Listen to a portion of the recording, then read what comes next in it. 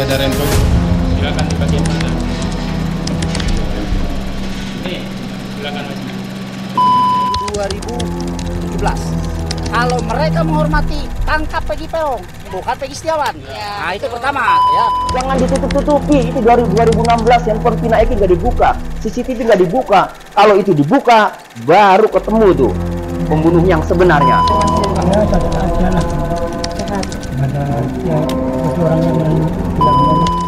Saya luruskan dulu ya, Ibu Elsa ini tim pencari fakta.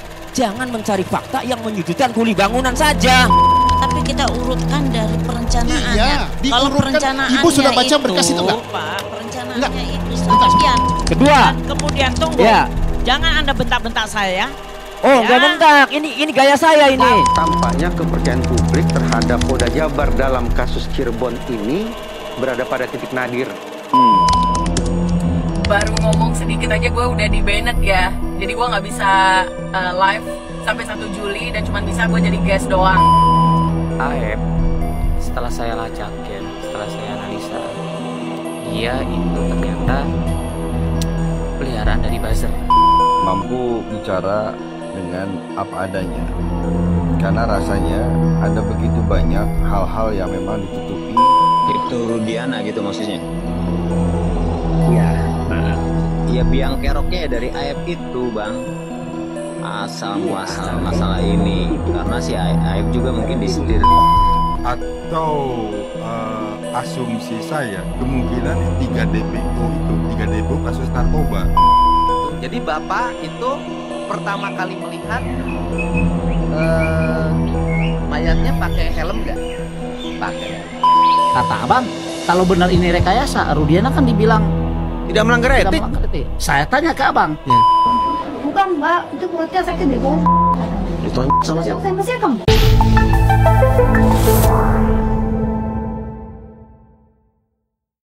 Mohon saya tanyakan, apakah tetap dengan permohonannya atau ada perbaikan? Silakan. Tetap dengan permohonannya atau ada renvoy atau perbaikan? Kami ada Renko. Silakan di bagian mana? Nih, silakan Mas. Senyap. Kalau saja Peggy Setiawan dari 2016 akan dilakukan penangkapan, kira-kira sudah dilakukan penangkapan bukan di 2024 ini. Pertanyaannya kenapa didiamkan? Dan penyitaan barang Iya, bukti barang juga itu bukti. harus Gimana? disertai dengan surat penyitaan barang bukti. Tapi pada saat penyitaan barang bukti itu tidak ada surat penetapan barang bukti atau surat penyitaan barang bukti dan tidak seizin pengadilan negeri. Penangkapannya juga kan nggak ada suratnya juga apa gimana? Iya betul, tidak ada. Lebih kami tekankan bahwa lebih kepada 2016 pada saat dilakukan penyitaan 2 unit motor rusak turun mesin, itu sama sekali tidak diberikan surat apa-apa, tapi yang kemudian motor itu tetap dibawa. Sampai hari ini tidak ada bukti suratnya bahwa kepolisian melakukan penyitaan terhadap 2 motor tersebut. Pertanyaan kami, di mana kira-kira bukti itu sekarang? Di mana bukti itu sekarang? Karena bukti tersebut juga tidak dimasukkan di dalam 8 terpidana ini sebagai alat bukti. Nggak masuk itu juga. Makanya kita menjadi pertanyaan kami, kira-kira penyidik apain sih terhadap motor itu? Diapain? Kita tunggu besok jawabannya. Kita tunggu besok jawabannya karena persoalan 2 unit motor yang dilakukan penyitaan ini kami juga sudah mengajukan dalam permohonan kami. Kira-kira seperti itu. Terus ini. Apa yang akan Ya, ini Pak. diajukan? Ini satu lagi. Ini simpel saja sebetulnya, ya. Kenapa kita tim kuasa hukum Peggy menitik beratkan kepada error in persona? Ya. Pertanyaannya adalah, apakah Polda Jabar menghormati putusan hakim tahun 2017? Kalau mereka menghormati, tangkap Peggy Peong, bukan Peggy Setiawan. Nah itu pertama, ya. Karena dari ciri-ciri yang disampaikan oleh rekan kami jauh berbeda. Ya, saya nggak usah kupas lagi karena sudah dikupas banyak ya. Siapakah Peggy Peong, siapa Peggy Setiawan. Itu yang pertama. Kemudian yang kedua, terakhir Kompolnas menyampaikan penyidik sudah mengantongi nama 5 Peggy Setiawan. Ya, saya minta kepada Polda Jabar, kalau memang ada 5 Peggy Setiawan di kantong penyidik, ya, yang 4 panggil tuh, ya, yang 4 panggil, mintai keterangan, bila perlu perlakukan seperti klien kami Peggy Setiawan. Ya, tangkap, tahan. Atau kalau mereka nggak berani itu lakukan klien kami seperti mereka, keluarkan, bebaskan, simpel kan? Itu aja. Oke, jadi pada intinya karena kok kesimpulan permohonan kami ini adalah error in persona, salah orang, maka menurut KUHAP ketika ya Peggy Setiawan ini bukanlah Peggy alias Peron sebagaimana putusan pengadilan dan sebagaimana penetapan DPO, maka Peggy Setiawan adalah orang yang dicurigai. Seharusnya kalau orang yang dicurigai tidak langsung ditangkap.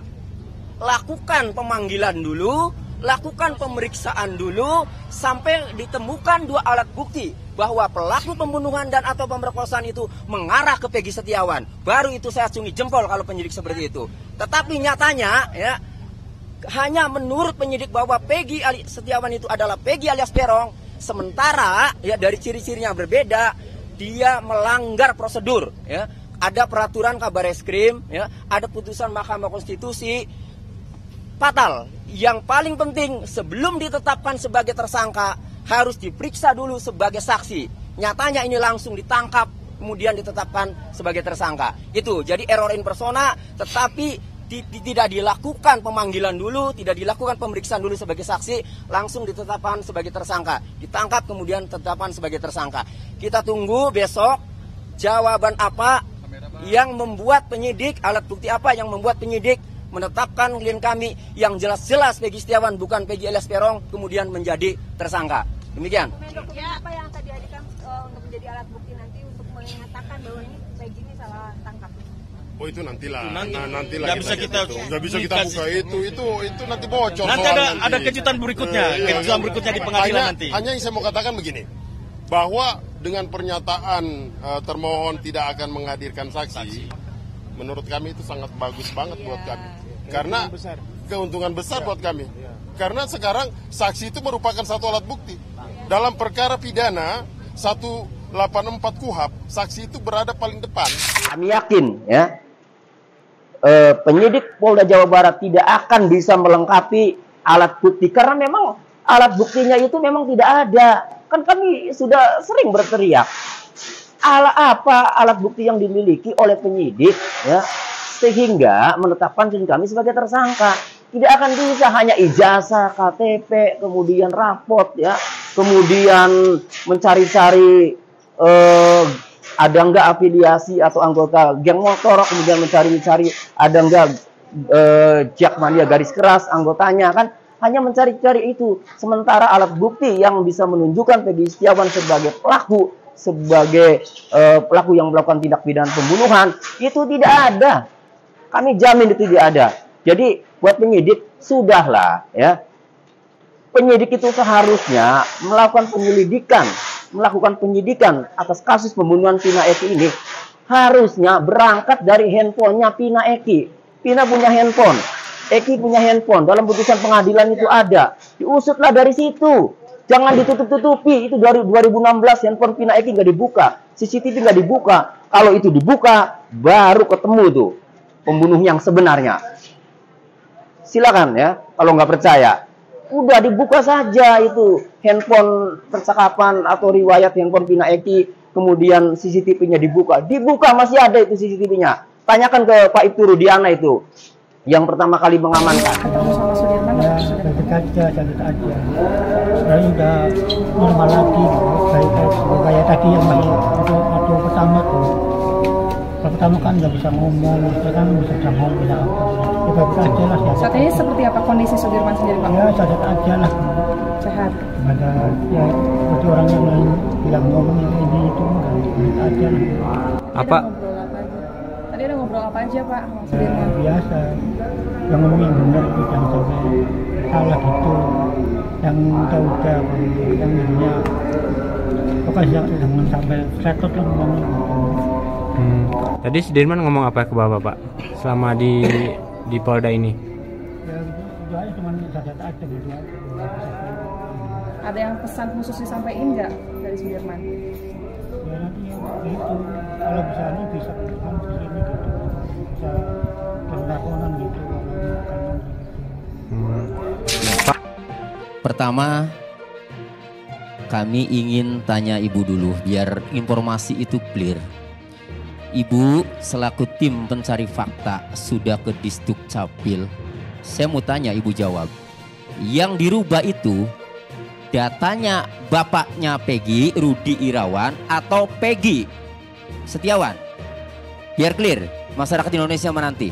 Saya memberikan keterangan itu untuk polisi penyidik, bukan untuk Anda. Ya, tapi kalau tidak dijawab ya, kalau tidak dijawab ya, persepsi Anda ini dinilai oleh publik seolah-olah Peggy Setiawan. Dari dulu saya tunjukkan kalau Anda sudah mencari data di Disduk Capil, tunjukkan kalau yang dirubah adalah Peggy Setiawan. Itu biar dianalisa oleh penyidik, bukan saya minta. Berarti Anda nggak bisa membuktikan, udah. Oke. Kedua, sekarang ya. Proses penyidikan. Oke. Versi Anda apa? Ya. Proses penyidikan nanti sampai di Polda Jawa Barat pada saat konferensi pers, semua identitasnya Peggy Setiawan masih Peggy Setiawan. Dari raport, dari KTP, bahkan BAP terakhir juga kami dapat, ya, masih Peggy Setiawan, tidak ada berganti nama Robi. Baca nggak Ibu BAP-nya Peggy Setiawan? Bukan saya, lawyernya. Ya sudah. Lawyernya. Kenapa mesti hal-hal biar begitu? Clear ini masyarakat Indonesia apa ini. Apa yang saya dapati? Rubah namanya apa? Pencari fakta. Kita apa yang kita temukan itu supaya kita berikan kepada penyidik, bukan dianalisa oleh kalian. Kedua. Dan kemudian tunggu. Ya. Jangan Anda bentak-bentak saya. Oh, nggak bentak. Ini gaya saya ini. Nggak perlu kedua, gaya seperti itu. Kedua, saya juga bisa keras dengan sebelum Anda. Kedua. Pertanyaannya. Pertanyaan yang baik-baik aja. Dan saya itu mencari fakta. Faktanya untuk membantu kepolisian dan membantu kasus ini menjadi terang dan benderang. Itu. Ya, pertanyaan saya, sebenarnya Peggy itu mengganti identitas kapan? Tidak pernah, Pak Karni. Tidak pernah? Tidak pernah. Dicek di BAP-nya. Aduh, ya. Itu dari mana itu? Tidak pernah. Ya. Karena ada informasi bahwa jauh sebelum kejadian penggantian identitas itu tahun 2008. Itu bapaknya Pak Rudi Irawan, bukan Peggy. Untuk menikah lagi dengan Ibu Tuti. Aduh. Bukan Peggy Setiawan, bukan. Itu bapaknya, itu urusan dia rumah tangga itu. Sekarang versi Anda tentang kasus ini. Kedua, saya luruskan dulu ya. Ibu Elsa ini tim pencari fakta. Jangan mencari fakta yang menyudutkan kuli bangunan saja. Coba Ibu datang ke para terpidana yang merasa dianiaya pada saat proses hukum, pada saat ditangkap. Ibu catat fakta-faktanya, laporkan ke kepolisian. Kedua, Ibu datangi Liga Akbar yang merasa kesaksiannya, yang mengaku kesaksiannya diarahkan oleh Rudiana. Itu sudah ramai viral. Ibu datang ke sana, kami tunggu. Laporkan juga ke kepolisian. Biar fair, biar adil mencari fakta itu ya. Ya jangan yang menyudutkan kuli bangunan saja. Jangan yang menyudutkan bapaknya Peggy. Jangan yang menyudutkan orang-orang kecil saja. Ibu harus imbang, harus adil. Ibu penegak hukum juga. Dengar ya. Apa kurang cukup? Kami tunggu Ibu nanti di Cirebon. Ibu bertemu dengan Liga Akbar. Apa kurang cukup? Begitu banyak lawyer yang sudah menyampaikan. Tentunya kita kan Ibu harus tim mencari fakta. Nah, Anda pencari kan Ibu tim mencari fakta. Fakta katanya independen. Yang adil dong. Cari juga fakta-fakta yang merasa dianiaya, terpidana, yang diarahkan kan kesaksiannya. Dari 2016 sudah Anda bongkar. Ya, kita harus cari apa jadi masalahnya, karena di publik ini sudah simpang siur ceritanya, sehingga kami semua advokat bersepakat untuk mencari sisi yang lain. Karena apa? Karena ya dari itu namanya bukan tim mencari fakta, tim mencari fakta Anda nanti. Bicara. Anda silakan bicara apapun karena kita independen. Oke, ya sudah, kalau independen nanti kami tunggu ya di Cirebon. Ibu nanti temui Liga Akbar. Hasilnya sampaikan ke Barreskrim atau ke kepolisian. Kacau balaukan masalah ini supaya bisa penyidik itu bekerja dengan baik. Kalau Anda punya masukan, beri masukan kepada penyidik. Ya Ibu kan mengklaim tim mencari fakta. Udah kami udah jelas kalau kami membela Peggy Setiawan. Nah yang udah itu kan udah masuk dari 2016, sudah ada berita-beritanya. Kenapa harus saya lagi? Pak Karni, kemudian saya luruskan mengenai kronologis ya. Ada dua yang mau saya sampaikan. Pertama terkait Peggy Setiawan ditangkap. Jadi Peggy Setiawan ditangkap itu pada tanggal 21 Mei 2024 di Bandung, di Kopo. Kemudian 21 Mei 2024 ya, di Kopo di Bandung. Nah, kemudian setelah ditangkap ya, tidak lama ya, 21 Mei tidak lama ditetapkan tersangka. Ya, nanti itu urusan Prapit lah nanti ya. Nah, lalu keluarganya Peggy dan majikannya ibunya Peggy bernama Ibu Sugianti Iriani ya, komunikasi dengan saya melalui rekan saya Pak Jayani, minta dibantu sama saya. Nah, saya pikir masa saya membela pembunuh? Enggak saya bilang. Nanti bagaimana masyarakat netizen itu luar biasa udah kan. Nah, enggak bang, Peggy Setiawan itu bukan pelaku dan bukan DPO. Peggy Setiawan ini anaknya pembantu saya. Dan pada saat terjadi pembunuhan, Peggy Setiawan berada di Bandung, kerja di rumahnya Pak Agus alias Ko Aceng. Masa saya bilang, bener, ada saksinya? Ada. Siapa saksinya? Banyak. Bang Todi kemari aja. Ya sudah, saya ke sana. Saya belum terima tuh Pak, kuasanya Peggy diminta oleh keluarga, saya belum terima. Setelah ketemu dengan ibunya Peggy, Ibu Kartini, didampingi Ibu Yanti kuasanya, didampingi Pak Adnan kuasanya, saya belum menjadi kuasa. Saya lebih memilih untuk mewawancarai mereka. Setelah saya wawancarai live di channel YouTube saya Pengacara Tony, lalu muncullah nama saksi di mana pada saat kejadian berada di Bandung. Pertama saksi Bondol atau Suarsono atau Bondol, kedua Robi adiknya, ketiga Ibnu pamannya Peggy, keempat Agus Ko Aceng pemilik rumah, pemilik proyek, keempat Rudi Irawan bapaknya ya, kemudian Yadi, kemudian Suparman. Dari situ saya telusuri satu-satu dan benar ternyata mereka dengan keterangan polosnya bahwa Peggy Setiawan itu berada di Bandung pada saat kejadian. Dari mana menyimpulkan itu? Pada tanggal 27 Agustus 2016, Bondol itu pulang, Pak Karni, dari tempat kerjaan proyeknya itu ya, malam jam 8 ke Cirebon.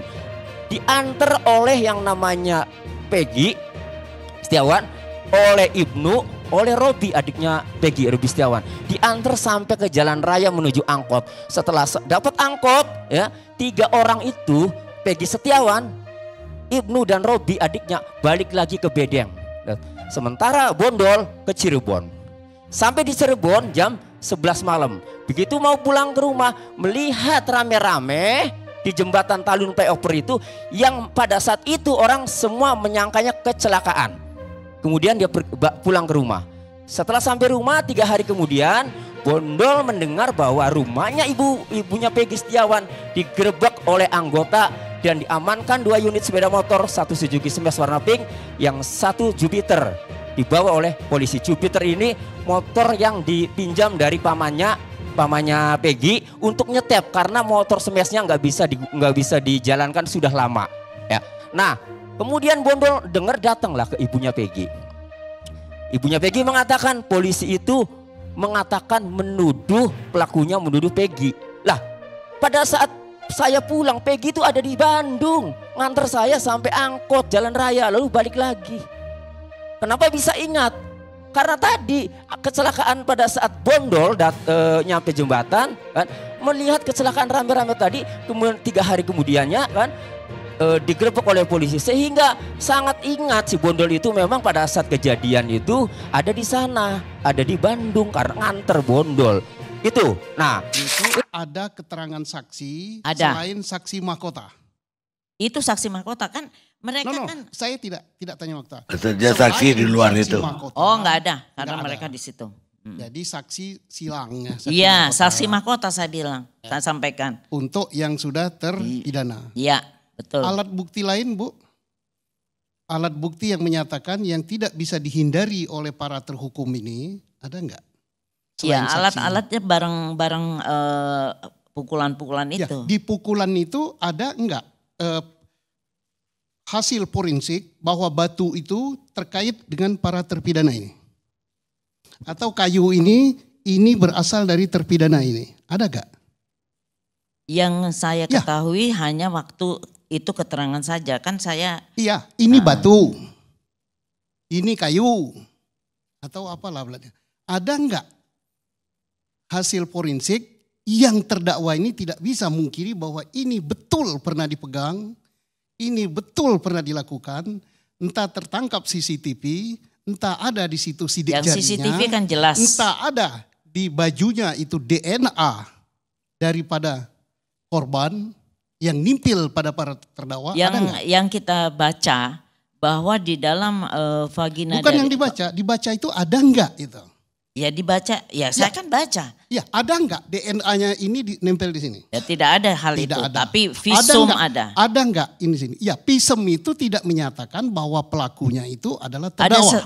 Enggak. Itu keterangan spermanya itu ada di dalam. Dokternya udah gila kalau visum sudah menunjukkan terdakwanya ini enggak. Enggak, orang maksudnya itu sperma mati di dalam vagina itu ada sperma dan segala rupa. Itu benar visum. Tapi kalau visum sudah menunjuk terdakwa. Iya. Ya hasil otopsi kan diterjemahkan dalam bentuk visum. Bentuk visum. Ada visum, Pak. Ada visum, ada otopsi. Oke. Sebentar dulu. Jadi artinya spermanya ada. Ada. Apakah di sperma itu ada keterangan berdasar dari sperma si A, si B, si C? Di dalam kan saya bukan polisinya kan pencari fakta kan. Saya lihat fakta dalam persidangan kan kita sama-sama baca. Iya ini dibaca di Anibu ada tidak tertulis bahwa sperma ini berasal dari 8 yang sudah tertangkap itu. Di situ tidak dijelaskan. Nah tidak kan, berarti terhukum 8 ini hanya berdasarkan keterangan saksi-saksi. Ya. Yang antara lain tapi ada saksi urutannya mahkota. Pak. Jadi kita persesuaiannya. Iya, saya dari nanya awal. sekarang. 8 saksi itu, 8 terdakwa itu kan disilangkan menjadi saksi mahkota. Ada tidak di luar saksi mahkota yang melihat dengan mata kepalanya, menyaksikan perkosaan, menyaksikan penganiayaan, menyaksikan pembunuhan. Karena apa saya bertanya begitu? Saksi mahkota yang berasal dari 8 terdakwa, mereka ini tidak mengakui itu. Karena apa? Karena didapatkan dengan cara tidak benar. Benar apa tidak keterangan mereka, itulah tugasnya dari Propam. Dan sekarang ya Pak, kita urutan bukan dari soal pada saat diputus pada saat perbuatan mereka. Tetapi kita urutkan dari perencanaannya. Kalau perencanaannya Ibu sudah baca berkas itu enggak? Pak, perencanaannya itu ada chatting. Ibu baca itu enggak? Keterangan Rudiana. Kalau Ibu baca, Rudiana diperiksa, itu berita acaranya ada itu. Dia sudah nyebut tersangkanya ini. Dari mana Rudiana itu bisa tahu? Ya, sudah memunculkan 11 pelaku itu. Sudah ngusul Rudiana 11 pelaku itu. Berita acaranya ada. Cirebon yang meriksa. 30 menit setelah dilakukan. Nanti giliran Anda nanti. Iya. Jadi jangan cari fakta itu menyesatkan.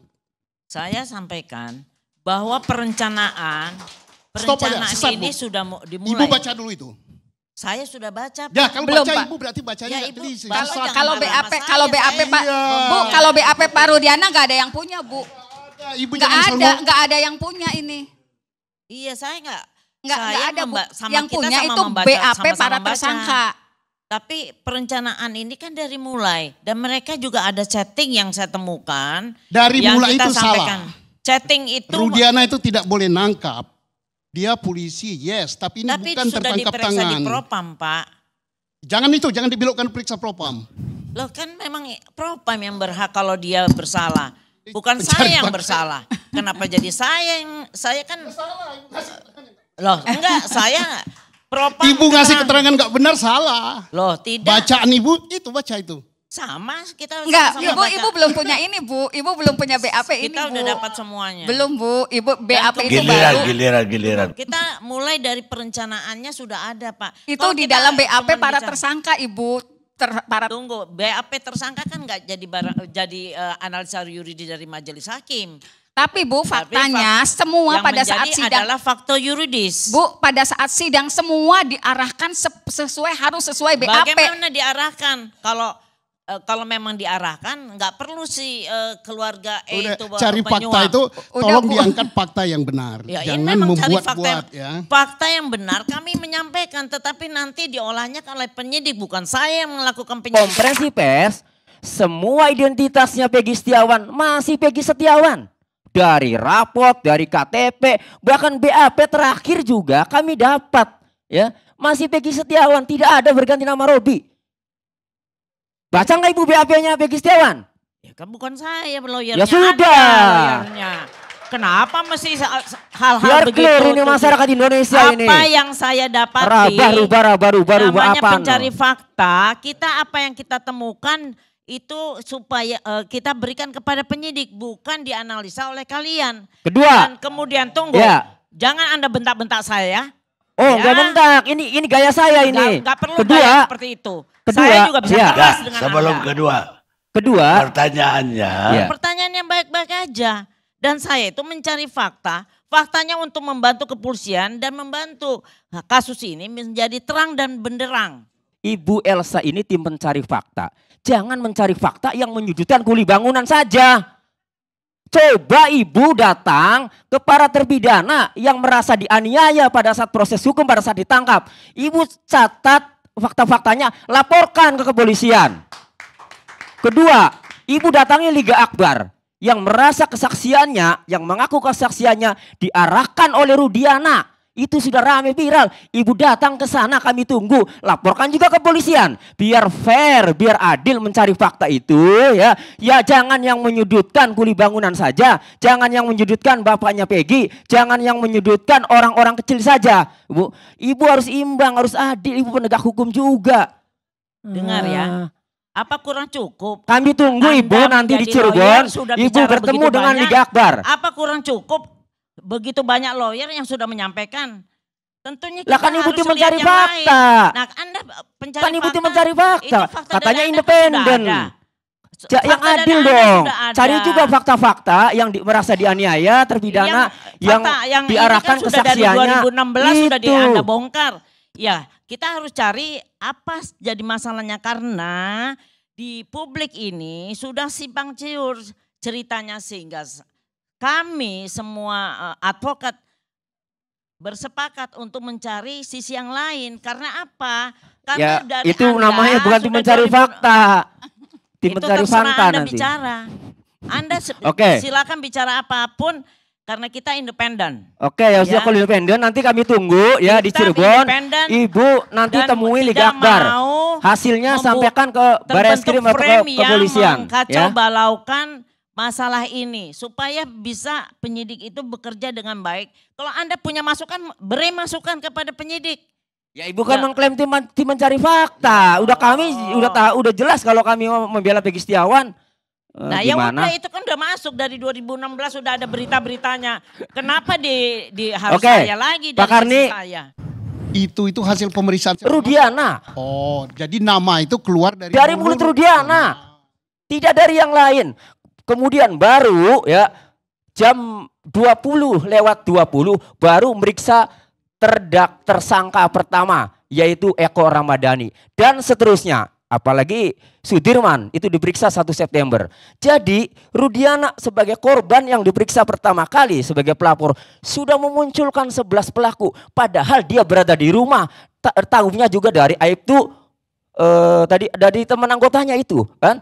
Kemudian dia menangkap dari informasi Aib. Pertanyaannya, Aibnya memang tahu kah? Ada di lokasi kah? Jangan-jangan Aib ini ada di lokasi. Buktikan saja nanti. Jangan-jangan Aib ini terlibat. Lihat saja nanti. Kan? Kalau ini semua keungkap. Makanya kalau kemudian Kadiphumas Polri mengumumkan bahwa hasil pemeriksaan Propam dan Irwasum, Pak Rudiana tidak ada pelanggaran. Di sini sudah diakui sampai memunculkan 11 pelaku, sementara dia tidak tahu peristiwa kejadiannya, tidak melihat sendiri, tidak mengalami sendiri, tidak mendengar sendiri. Sebagaimana kriteria saksi. Dari mana? Disinilah ya kami melihat ini amburadul, Pak. Kemudian yang kedua, dalam putusan ini yang menanya Rudiana di sini siapa? Ya? Di BAP ini yang menanyakan. Yang menanyakan polisinya namanya Imanuddin SH, pangkat Ibda NRP 780402770. Cirebon apa Polda itu? Penyidik pada kantor tersebut di atas, di sini Polres Kota Cirebon, Cirebon Kota. Yang kedua adalah Kasdin SH, pangkat Bribka, ya NRP 8412055. Lah, jadi Ibu Elsa baca enggak kayak gini bahwa yang memunculkan 11 pelaku itu adalah Pak Rudiana. Di mana Pak Rudiana tidak mengetahui peristiwa pembunuhan terjadi. Hanya berdasarkan dari keterangan Aep. Kalau yang bagus seorang anggota polisi, Pak Karni, di dalam putusan pengadilan ada 6 handphone yang disita. Dan saya sudah konfirmasi sama keluarganya Pina, kakaknya Pina, ada handphone Samsung warna putih. Dan ada dalam putusan mengadili barang bukti berupa ini. Ada. Kenapa Pak Rudiana dalam jangka waktu dari jam 12 sampai jam 18.30, kenapa handphone anaknya tidak diperiksa? Mencoba menggali motivasi, siapa nih pelakunya? Apa nih motifnya? Kenapa nggak dibuka handphonenya? Handphonenya anaknya nggak dibuka, nggak ditelusuri, ada Instagram, ada Facebook. Handphone Pina juga nggak dibuka, nggak ditelusuri, ada Instagram, ada di Facebook. Lebih parah lagi, saksi dari kepolisian bernama Gugun Gumilar mengaku sudah mendapatkan CCTV di lokasi kejadian, tapi dalam kesaksiannya belum dibuka. Makanya Bapak Kapolri, ya, di kesempatan Peggy Setiawan ini tolong dibuka semua. Biar jelas. Itu DPR-nya udah didapatkan atau didapatkan dilihat oh itu ada CCTV? Sudah didapatkan.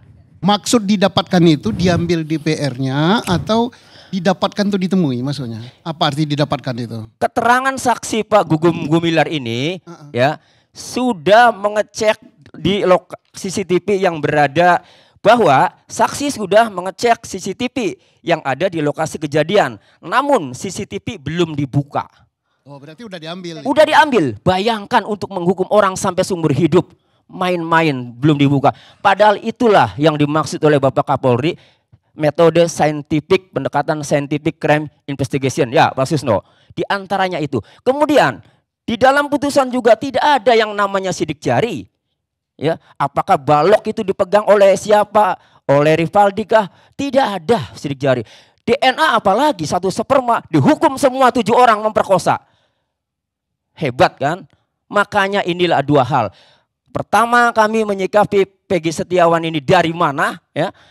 Dan itu bukan Peggy alias Peron klien kami, DPO-nya adalah Peggy alias Peron. Nah, yang memunculkan DPO juga karena 11 pelaku dimunculkan oleh Rudiana, yang memunculkan Peggy DPO adalah Rudiana dengan alamatnya tadi Banjarwangun. Banjarwangun, Kecamatan Mundu, Desa Banjarwangun, Kecamatan Mundu. Namanya Peggy Peron. Namanya Peggy alias Peron. Bukan Peggy Setiawan. Bukan. Jadi 3-tiganya yang memunculkan itu dari Rudi, dari BAP. Jadi ya. Ya udah, tiga.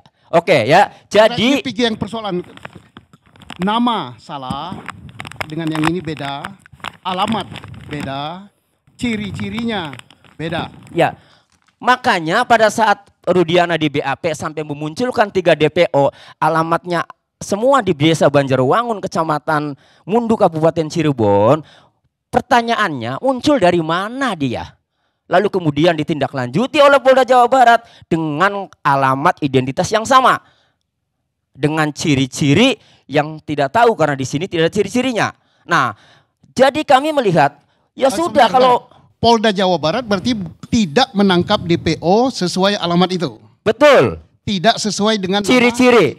Iya. Tidak sesuai dengan ciri-ciri itu. Betul. Itulah yang lagi kami perjuangkan Pak Karni, bahwa Peggy Setiawan ini bukanlah Peggy alias Peron. Jadi salah tangkap kami menyebutnya itu. Dengan Reza Indragiri, pakar psikologi forensik. Mas Reza, tim pencari fakta seperti apa posisinya kalau sekarang dibentuk? Pertama, saya tetap konsisten ingin mengatakan bahwa kerja yang sesungguhnya harus diprioritaskan oleh Polda Jabar, di backup oleh Mabes Polri, bukan mencari-cari DPO, bukan itu. Tapi eksaminasi ke titik hulu guna mereview kerja-kerja saintifik pada tahun 2016. Itu satu. Yang kedua, persoalannya adalah tampaknya kepercayaan publik terhadap Polda Jabar dalam kasus Cirebon ini berada pada titik nadir. Itu sebabnya apapun yang dilakukan, apapun yang dikatakan, serta-merta memantik sinisme masyarakat. Tidak usah disurvei lah. Silakan saja baca komentar-komentar para netizen di seluruh tayangan televisi, di seluruh tayangan podcast. Hampir semuanya sinisme terhadap institusi kepolisian. Dan itu kita sesalkan. Nah, atas dasar itu, maka menurut saya, eksaminasi yang harus dilakukan adalah eksaminasi yang formatnya hybrid, mixed. Menggabungkan antara tim Polri dengan representasi masyarakat. Inilah satu-satunya pendekatan yang menurut saya mudah-mudahan bisa diharapkan, bisa diandalkan untuk mempersempit jarak antara Polda Jabar dalam kasus Cirebon ini dengan masyarakat secara luas. Kalau eksaminasi hanya dilakukan, istilahnya adalah dependent examination, artinya eksaminasi sebatas secara eksklusif dilakukan oleh otoritas Polri sendiri, saya tidak yakin. Saya tidak yakin jarak itu akan menyempit. Justru boleh jadi akan semakin meluas. Jarak apa? Jarak antara kepercayaan masyarakat dengan otoritas Polda Jabar khususnya dalam kasus Cirebon ini. Tapi sebaliknya, kalau kemudian eksaminasi itu dilakukan dengan format hybrid, menggabungkan antara otoritas Polri dengan representasi masyarakat, sekali lagi, mudah-mudahan tampaknya inilah satu-satunya jalan yang diharapkan akan bisa mempersempit jarak itu. Anda bersedia masuk dalamnya? Saya tidak mengatakan diri saya cukup kompeten, tetapi sebagai warga negara yang punya perhatian, yang punya etikat baik, seandainya diberikan ruang untuk itu, saya akan masuk ke dalamnya. Iya, kesempatan bagi Anda untuk membuktikan, ya kan, kalau ada di dalamnya, artinya kalau memang selama ini kita berdiskusi bahwa polisi ada yang ditutup-tutupi, ketika Anda masuk dalamnya kan bisa melihat secara langsung kan? Saya tidak dalam konteks membesar-besarkan kepala atau menepuk-nepuk dada ya, tetapi saya pikir saya pernah dipercaya sebagai konsultan Posko Presisi Mabes Polri. Saya juga pernah dipercaya oleh sekian banyak para perwira tinggi Polri untuk membantu kerja mereka. Itu artinya mudah-mudahan selama ini terukur itikat dan ikhtiar saya untuk membantu Polri itu terukur. Ya, karena itulah Anda ada di sini sekarang. Oh gitu ya? Iya, kalau bukan Reza Indragiri yang kita kenal, ya ngapain saya undang ke sini gitu kan? Baik. Artinya pernyataan Anda, Mas Reza, itu bisa mewakili juga berbagai pertanyaan-pertanyaan yang ada di benak masyarakat yang perlu jawaban. Dan jawaban itu harus keluar dari mulut satu institusi, dua ahli. Ya. Kalau penyidik nggak mungkin kita tanya sekarang. Pak Rudiana juga nggak mungkin kita tanya sekarang. Dan tidak perlu ditanya lagi, karena Rudiana udah bersih. Ya, kok Rudiana saya udah kesannya bersih. masih penasaran gitu kan. Tapi cobalah untuk ikhlas gitu. Saya mungkin ikhlas ya, tetapi bagaimana dengan keluarga korban? Salah satu keluarga korban yaitu Eki juga Pak Rudiana. Saya belum pernah dengar statementnya secara langsung terkait kasus ini. Kira-kira dikunci atau diapain itu? Tidaklah. Untuk apa dikunci? Orang yang ini bersih, bukan konotasi negatif ya, tidak ya? Personil Polri yang dinilai tidak melanggar etik apapun, untuk apa dikunci? Ya, kenapa tidak statement dong? Silakan tanya saja kepada yang bersangkutan. Nah, saya tidak bermaksud juga mendramatisasi ya, tetapi ini sungguh-sungguh saya sampaikan ke Posko Mabes Polri, Posko Presisi Mabes Polri, pada awal-awal terkuaknya kegemparan terkait kasus Cirebon. Dalam salah satu WhatsApp saya ke petinggi Posko Presisi Mabes Polri, saya tulis, saya bersumpah. Coba, saya sampai begitu. Belum pernah saya seumur-umur sampai mengeluarkan kalimat seperti ini. Saya bersumpah. Kalau Polri secara sungguh-sungguh melakukan eksaminasi ke titik hulu, guna mereview kerja saintifik mereka, lalu menyampaikan hasilnya kepada publik dan menindaklanjutinya sesuai dengan temuan, saya bersumpah saya akan jadi orang pertama yang akan memberikan apresiasi untuk institusi Polri. Anda saja sampai bersumpah. Namun sampai hari ini, saya belum bisa menepati sumpah saya itu. Ya, karena belum terrealisasi apa yang menjadi ekspektasi saya.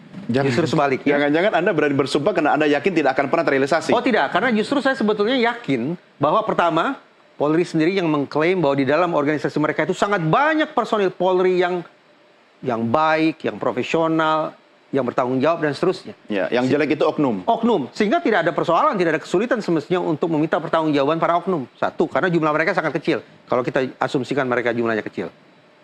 Yang kedua, Polri juga yang berulang kali meyakinkan masyarakat bahwa kami mengungkap kasus dengan pendekatan saintifik. Itu kata Polri sendiri.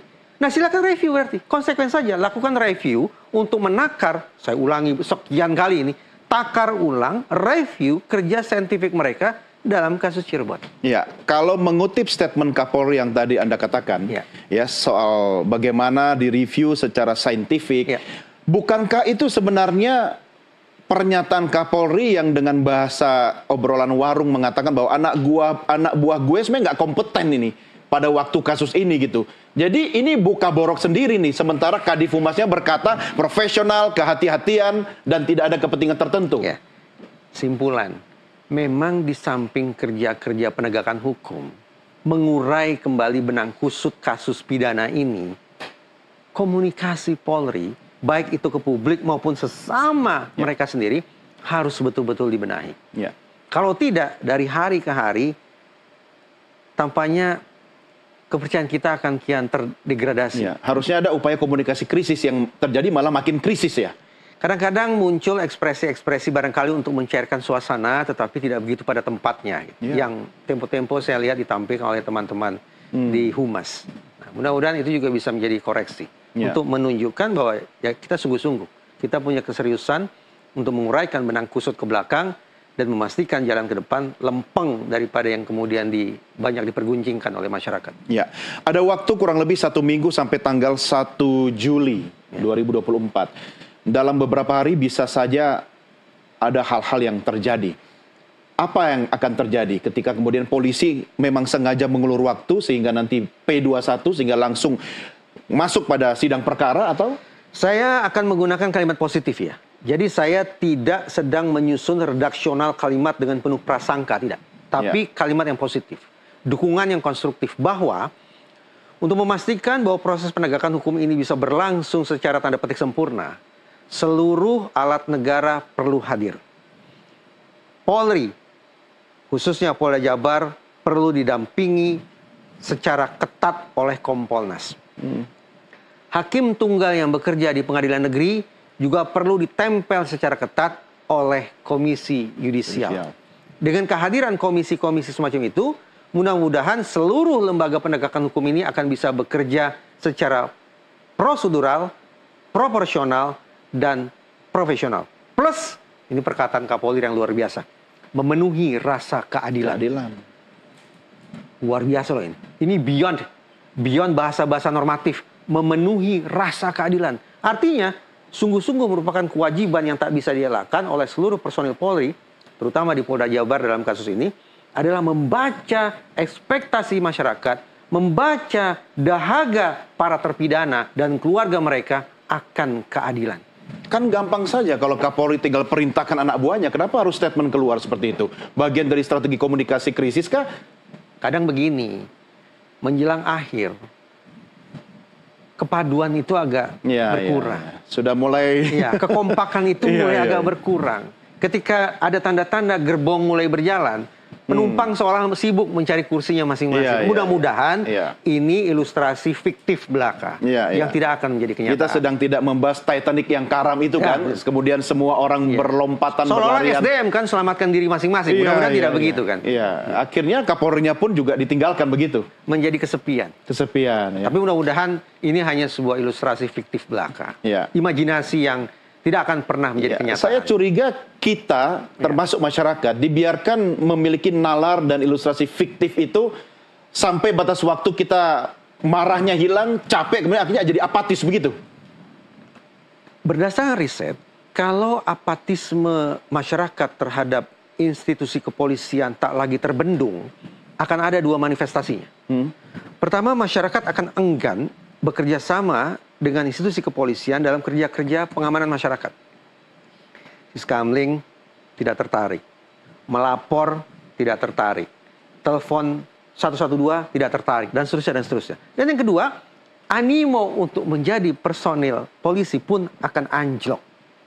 Nah, kita berhitung dengan waktu. Mudah-mudahan di sisa-sisa waktu terkait dengan pra-peradilan terkait pra-peradilan, apatisme itu tidak akan bergelombang semakin lama semakin besar. Oke, saya harus mengakhiri diskusi kita dengan satu pertanyaan yang tidak boleh dijawab dengan jawaban diplomatis. Masihkah polisi bisa dipercaya sekarang ini? Persoalannya kepercayaan terhadap institusi kepolisian itu tidak hitam atau putih. Lagi-lagi, kita mau percaya pada aspek yang mana? Kalau terkait dengan misalnya, apakah saya bahagia dengan kualitas layanan teman-teman di Korlantas terkait dengan pengamanan, penertiban, kelancaran lalu lintas, cukup puas. Ya. Tetapi kalau terkait dengan kerja penegakan hukum, harus saya katakan ada tugas besar yang harus bisa dicapai oleh Polri. Baru ngomong sedikit aja gue udah di banned ya. Jadi gue nggak bisa live sampai 1 Juli dan cuma bisa gue jadi guest doang. Jadi gue bahas tentang oknum Toblerone, geng judi dan geng narkocoy yang sekarang juga kembali sikat-sikatan seperti pada masa kasus Bapak Sambo. Ya, geng judainya kalian tahu siapa, terus disikat lagi sama geng judai ke geng narkocoy, Pak TM. Sebenarnya Bang Hotman itu tahu banyak soal itu ya. Beliau yang ngebela Pak TM untuk lepas dari jeratan hukuman metong ya. Yang bilang negeri kita baik-baik saja siapa? Nggak ada. Semua merasa tidak aman. Yang speak up berpotensi disikat ya kan. Contohnya kayak wartawan yang kemarin itu lagi ngangkat kasus judai. Tiba-tiba sekeluarga malamnya, persis malam besoknya dibakar di rumahnya dan semuanya wafat. Jadi memang miris sekali. Sekarang yang diberi panggung itu memang orang-orang sadis, orang-orang kejam dan tipikal nyawa orang lain itu dianggap kayak hewan sembelih gitu aja. Kalian komen aja deh, nanti gue reaction pakai video ya, karena gue nggak tahu sekarang gue mau ngebahas apa. Di semua yang gue bahas tadi tuh kalian pancing aja gue di kolom komentar, nanti gue akan replay pakai video karena gue nggak bisa live ya. Atau nanti kalau kalian mau silahkan kita live di sebelah ya, di IG ya. Assalamualaikum warahmatullahi wabarakatuh. Ya, untuk kali ini saya membuatkan video tentang siapa si Aib ya. Pertama-tama itu kenapa saya nggak gubris si Aib ya, karena saya menunggu itikat baiknya untuk menarik pernyataannya dia sebagai saksi ya kan. Nah, karena konten kreator atau seperti Uya Kuya juga udah menelisik bagaimana kesaksian Aib itu benar atau tidak, dan banyak kejanggalan kan. Nah, kali ini saya ingin bahas siapa Aib itu, kenapa Aib bisa tahu semua, apakah benar yang diketahui itu sesuai dengan penglihatan dia. Oke, yang pertama, Aib setelah saya lacak ya, setelah saya analisa, dia itu ternyata peliharaan dari buzzer. Lalu kenapa dia menunjuk kepada terpidana yang sekarang menjadi tumbal ya? Karena dia ada dendam pribadi kepada terpidana yang sekarang ditangkap itu, yang dinyatakan tumbal itu. Terus dendam pribadinya apa? Maksudnya apa? Sampai seyakin itu bahwa tumbal-tumbal itu melakukan pembunuhan itu. Aib sebenarnya tidak ikut dengan kejadian di pembunuhan itu. Oke ya. Dia memanfaatkan kesempatan ini untuk balas dendam karena dia pernah digerebek saat melakukan mesum. Itu, melakukan mesum di tempat pencucian mobilnya dia. Gitu ya. Jujur saya saya nunggu si Aib untuk itikat baik ya, itikat baik menarik pernyataannya bahwa dia itu berbohong, tapi tidak kunjung dilakukan. Video ini akhirnya saya buat gitu. Jadi Aib ini tidak sama sekali ya mengetahui kejadiannya bagaimana, dia tidak mengenal pelaku itu kayak gimana. Jadi Aib ini melaporkan kepada buzzer lalu melaporkan kepada Ibtu Rudiana. Jadi orang ini ya, si Aib ini itu tidak melaporkan langsung ke Ibtu Rudiana, tapi kepada buzzer, lalu buzzer ke Ibtu Rudiana. Jadi awal kekacauannya itu ada di Aib. Jadi kalian ngerti ya, si Aib ini punya kasus pernah digerebek oleh tumbal tahanan karena melakukan mesum di tempat pencucian mobilnya. Akhirnya dengan adanya dicari DPO pembunuhan ini, Aib memanfaatkan kondisi ini untuk balas dendam. Ya. Lalu siapa si Mel? Nah, apa yang dia takutkan? Mel bisa tahu semua, yang jelas dia pasti pernah ikut geng motor.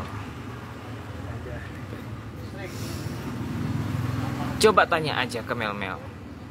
Coba pihak polisi tangkap si Mel sama Aib. Gitu ya. Mel pernah melakukan apa? Kalau si Aib tadi sudah saya jelaskan ya. Dia melakukan mesum, akhirnya menuduh para terpidana yang pernah menggerebek dia. Kalau Mel, coba tanyakan, dia ingat nggak dengan Akang Suherman? Tuh. Siapa Akang Suherman? Akang Suherman adalah ketua Monreker yang paling disegani waktu itu. Tuh. Dan jadi para polisi jangan sampai ketipu daya dengan dia ya, seolah-olah dia bersaksi. Saya bisa menilai dia ingin cuci tangan. Gitu. Coba diselidiki si Aib sama Mel. Itu saja. Untuk selengkap-selengkapnya nanti saya jelaskan lagi. Paling tidak ini harus ada tindakan dulu kepada si Aib sama Mel. Karena Aib menghilang begitu saja, ya kan? Jadi kalian udah puas ya siapa si Aib, siapa si Mel, dan selengkapnya nanti biarkan si pihak polisi yang akan mengungkapnya. Gitu. Sekian, terima kasih. Itu Rudiana gitu maksudnya? Iya. Ya biang keroknya dari Aib itu, Bang. Asal muasal masalah ini. Karena si Aib juga mungkin disetir. Jadi gini, Bang. Saya buka nih di sini nih. Sebenarnya nggak ada yang tahu soal ini. Pada saat itu 2016 yang lalu ada salah satu anak buahnya itu Rudiana, buser di unit narkoba itu, langganan dan teman dekat cucian Aib, teman dekatnya Aib juga. Karena sering berlangganan ya, sering nyuci motor di situ, motornya NMAX, dan orang Jalan Perjuangan situ juga, Kecamatan Kesambi juga. Lalu setelah kejadian, jadi si Aib ini kadang nyuciin motornya, tapi motornya ditinggal terus dianterin pulang ke rumahnya gitu loh. Kadang dianya juga main ke situ gitu. Ada informasi dan itu valid. Dari siapa? Dari depan cucian motor kan ada warung makan tuh yang diwawancarai Pak Deddy kemarin tuh. Nah, setelah si Aib digerebek itu, Aib ngadu tuh ke abang-abangnya ini loh. Ngadu. Main ke situ abang-abangnya. Tapi anak-anak nggak dibawa gitu tuh. Cuma ngadu doang. Dan orang ini bilang karena dia tahu. Nah, habis gitu kejadian Vina tiba-tiba ditangkepin tuh, dan ditangkepin tuh bukan si Aib, ternyata bukan si Aib itu ngomong ada jam 2 kayak gini, enggak. Jadi si Aib langsung nelpon si abang-abangnya ini, kayaknya mereka gitu loh, si abang-abangnya ini ngomong sama Rudiana gitu loh. Jadi bukan Rudiana menyisir gitu tuh, enggak. Sebenarnya ini izin Bang Eri, kasus Vina Cirebon ini mirip dengan kasus Sambo, mirip, cuma kasus Sambo jadi itu yang terlibat pihak kepolisian gitu. Jadi emang bener rekayasa, Bang. Bang Rudi, mohon maaf ya Bang Rudi, mohon maaf ya, jangan melebar dulu kemana-mana karena ini kenali dulu Bang Ferry. Bang Ferry ini saksi juga, saksi yang akan mematahkan kesaksian Aib. Nah, harus dikenalin dulu. Saya khawatir atau asumsi saya kemungkinan ini 3 DPO kasus narkoba. Dan ada kasus 3 bulan berikutnya 27 Agustus ada kasus ini. supaya persoalannya selesai pada saat bersamaan, dimasukkanlah 3 nama itu. Asumsi Kang Karna ini. Betul. Saya akan melihat dari VG tadi itu Iya, dari awal aja udah salah. Karena ada di BAP Kang ya. Ada di BAP, coba Ya, dibaca. lagi. mirip dengan pemunculan nama Rivaldi kan gitu kan. Rivaldi Atas yang kasus tidak berbeda. yang kabarnya tidak ada sangkut pautnya Tidak dengan sangkut kasus Cirebon, Vina dan Eki. Tapi kasus di tempat lain, lalu ditarik sedemikian rupa Nah. seolah-olah dia menjadi Betul, salah seorang tersangka juga sampai kemudian jadi terpidana. Tuh, jadi Bapak itu pertama kali melihat mayatnya pakai helm nggak? Pakai helm. Kemudian ada orang menggeser mayat itu, helmnya dibuka, dicabut, dan di orang itu tangannya ada darahnya. Fotonya masih ada, ya kan, nggak usah diliatin. Fotonya masih ada, ya kan, kalau diperlukan sebagai alat bukti, fotonya masih ada, dan Bapak posisinya di belakang orang itu. Bener nggak? Jadi waktu pertama kali dilihat, mayat itu pakai helm. Kemudian Bapak ngelihat sendiri orang itu membuka helmnya. Kemudian ada darahnya. Digeserlah badan mayat itu ke pinggir. Bener nggak? Ya kan? Jadi helmnya dibuka. Jadi bukan helm tergeletak di samping kan?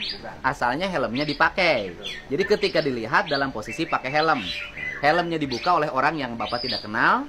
Kemudian ada darahnya, kemudian digeser ke samping. Orang itu tujuannya nolong kan? Nah, mudah-mudahan orang yang darahnya ada itu, yang ada darahnya, peristiwa itu suatu saat bisa datang ke saya, mohon datang ke saya untuk memberikan kejelasan agar kasus ini makin terang. Ya kan? Jadi pakai helm, dibuka helmnya, mayatnya digeserin dulu, dibuka dulu helmnya. Geserin dulu, helmnya dibuka. Oke. Semoga makin terang, bisa datang ke saya, ya. Boleh datang ke saya, mangga. Bapak nggak usah tegang lagi. Kata abang, kalau benar ini rekayasa, Rudiana kan dibilang tidak melanggar etik. Saya tanya ke abang, Rudiana ya yang tidak melanggar etik atau itu Rudiana yang tidak melanggar etik? Nah ini. Apa bedanya sebetulnya? Apa bedanya? Kalau kita bilang Rudiana tidak melanggar etik, ya memang tidak. Rudiana berarti berperan sebagai bapaknya Eki dong. Tapi kalau itu Rudiana, ya itu Rudiana, dia kan berperan sebagai polisi. Nah, coba kita simak lagi pernyataan Kadif Humas. Apakah Rudiana tidak melanggar etik atau itu Rudiana yang tidak melanggar etik? Yang saya ingat Kadif Humas mengatakan Rudiana yang merupakan orang tua tidak melanggar etik. Ya iya tidak melanggar etik. Dia bukan polisi. Sebagai orang tua almarhumah tidak melanggar etik. Tidak melanggar etik. Etik apa yang dia langgar? Dia bukan apa? Oh ini cermat, Kang Muhtar cermat. Betul ini. Kan? Kang Muhtar cermat. Ya coba kita dalami bahasa saya. Betul. Kalau Kadif Humas bilang Rudiana sebagai orang tua Eki tidak melanggar etik, ya sampai kapanpun dia tidak akan melanggar etik. Karena dibawa kemanapun dia tidak melanggar etik profesi Polri maksudnya. Tidak, karena dia orang tua. Tapi coba kalau dibilang itu Rudiana tidak melanggar etik, itu patut dipertanyakan. Alasannya tidak melanggar etik dari mana? Kan begitu? Ya. Berarti masih bisa dilaporkan kan? lagi dong. Dilaporkan ulang. Ya, tapi bisa. sebut pangkatnya. Nah itu dia. Bisa. Kenapa tidak? Sebenarnya dia lebih tertutup. Dia cerita kalau semaunya dia. Apa yang dia pernah ceritain yang paling masih diingat? Kalau sebenarnya bukan dia yang cerita, ponakannya ya. Oke, bilang apa? Enggak, itu Mbak Vina lagi nangis tuh di kamar katanya. Sempat ngecek Vina nangis? Iya. Kalau lagi nangis, Vina nangis di kamar? Ya sebelumnya dengar dulu nih. Iya. Mbak Vina lagi nangis tuh di kamar. Kenapa? Saya bilang. Kalau perutnya sakit, udah biarin, barangkali aku PMS, saya bilang. Bukan Mbak, itu perutnya sakit di bawah katanya. Ditonjok sama siapa? Saya masih kamu tahu, saya tanya aja tuh, Mbak Vinanya pasti lagi sakit. Masuk pas saya ke kamar kan, itu kamar posisi dia lagi nangis itu. Saya bilang, kamu kenapa Mbak? Gak apa-apa kan nangis, bohongnya Bu, saya bilang. Kata, gak apa-apa Mbak, jangan bilang gak apa-apa. Itu kata si Dede yang bilang katanya habis telepon. Saya bilang, kenapa? Iya, sama siapa? Sama mantannya Eki katanya. Ditonjok sama? Mantannya pacarnya. Mantannya Eki. Kata siapa itu? Adik saya. Kata langsung kata Vina? Iya. Terus? Kenapa bisa ditonjoknya? Dianya minta balikan, tapi Ekinya nggak mau. Ekinya masih maunya sama Nok. Dianya maksa, malah nyuruh Nok suruh tinggalin. Noknya nggak mau, ditonjok. Ekinya yang tahu soal itu? Nggak tahu tuh saya. Nggak nanya juga? Iya, itu sebelum kejadian ya? Sebelum kejadian. Oke. Nah pas malam kejadian tuh Vina tuh pernah mau pergi kemana, izin? Kalau sebelum kejadian itu ke saya dulu. Tidak apa mungkin main yang teman saya Mbak minta uang katanya. Buat apa? Buat jajan ya. Saya kasih lah uang 20.000 waktu itu. Dia nggak mau sih Mbak. 20.000. Terus maunya berapa? Saya bilang 50 ada yang mau beli katanya. Nah, nongkrong. Terus malam minggu kamu tuh mau kemana deh? Kayaknya kan nggak ada, saya bilang gitu. Bapak Mbak nanti ketemu di jalan sama Eki nanti ketemuan, dia bilang gitu. Tapi posisinya yang pergi sama adik saya itu waktu itu perempuan. Oh itu malam itu? Iya. Perempuan? Tapi nggak tahu siapa? Perempuan bonceng 3 satu motor. Nggak ada Linda di situ? Ya, kan posisi masuk ke rumah itu gang ya. Iya. Nah, yang temennya itu nemunya di motor. Rumahnya udah rumah ini apa bukan? Bukan, saya belakang. Di dalam belakang, oke. Kita lihat itu ada temen ceweknya bawa motor Iya, yang bertiga boncengan. Iya, sama adik saya bertiga boncengan.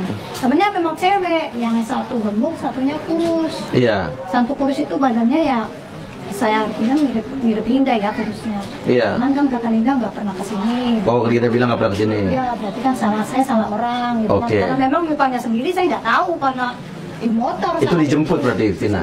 Artinya ada 2 cewek yang menjemput Vina pada malam kejadian gitu ya. Tapi nggak tahu siapa. Ketemu Eki di tengah. Ya, dia bilang mau ketemu Eki juga nanti katanya. Saya kan bilang sih malam minggu ngapain keluar, Ekinya nggak ada, saya bilang. Iya. Nanti ketemu Mbak di tempat gitu kan. Pada saat itu Vinanya biasa aja kayak sehari-hari atau biasa aja. Setiawan yang sekarang ditangkap. Keluarga meyakini itu pelakunya juga Pak Linda. Andai saja keluarga Vina, terutama kakaknya Vina, mampu bicara dengan apa adanya. Karena rasanya ada begitu banyak hal-hal yang memang ditutupi oleh kakaknya Vina. Itu terlihat dari berbagai wawancara yang dilakukan terhadap kakaknya Vina. Entah dikarenakan ada rasa khawatir, entah dikarenakan ada intimidasi atau apapun bentuknya. Namun rasanya bila kita menilik dari gestur badan, mimik wajah dan lain sebagainya, secara psikologis sangat terlihat ada begitu banyak hal yang memang ditutupi oleh kakaknya Vina. Maka perlu kejujuran dalam menyampaikan sesuatu hal. Meskipun memang harus memilih siapa sosok yang pantas untuk menerima informasi yang bisa disampaikan oleh kakaknya Vina. Namun itu sangat terlihat jelas bila ada banyak hal yang memang tidak disampaikan secara utuh. Ada banyak hal yang memang ditutupi oleh kakaknya Vina. Entah maksudnya apa, entah alasannya apa, namun yang pasti ada hal-hal yang memang belum disampaikan secara utuh oleh kakaknya Vina. Maka pertanyaannya, seberapa yakinkah dengan apa yang aku sampaikan? Aku sangat yakin, 100% yakin bahwa ada banyak hal yang memang belum disampaikan oleh kakaknya Vina. Ada banyak hal yang memang ditutupi oleh kakaknya Vina. Ada banyak hal yang disembunyikan oleh kakaknya Vina. Yang tentunya berhubungan dengan peristiwa yang terjadi pada Vina dan Eki, termasuk berhubungan dengan perkara yang saat ini masih bergulir. Maka perlu kejujuran, perlu penyampaian secara utuh dari kakaknya Vina terkait peristiwa maupun perkara ini. Karena salah satu kuncian di perkara ini ya pernyataan yang bisa disampaikan oleh kakaknya Vina. Maka mari kita lihat apakah di waktu-waktu ke depan kakaknya Vina mampu menjelaskan secara utuh, mau menjelaskan secara detail tanpa dikurangi, tanpa ditambahi, karena rasanya ada begitu banyak hal yang masih disimpan oleh kakaknya Vina. Entah maksudnya apa, entah tujuannya apa, entah dikarenakan apa, namun yang pasti aku yakin 100% bahwa ada cukup banyak hal yang memang masih disimpan dan masih ditutupi oleh kakaknya Vina. Maka mari kita lihat saja. Mari kita tunggu saja apakah ada keinginan keluarga Vina, khususnya kakaknya Vina, untuk berbicara secara utuh terkait peristiwa yang terjadi, terkait perkara yang sedang on proses.